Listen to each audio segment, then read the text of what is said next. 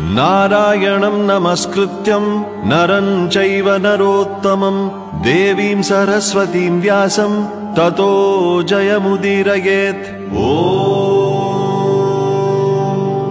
अथ सकल सौभाग्यदायक श्री विष्णु सहस्रनाम स्तोत्रम्।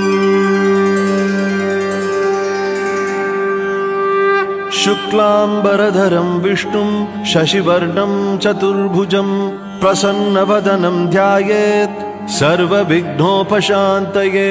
यस्य द्विरदवक्त्राद्यः पारिषद्यः परशतं विघ्नं निघ्नन्ति सततं विश्वक्सेनं तमाश्रये। व्यासं वसिष्ठनप्तारं शक्तेः पौत्रमकल्मषं पराशरात्मजं वन्दे शुकतातं तपोनिधिं। व्यासाय विष्णुरूपाय व्यासरूपाय विष्णवे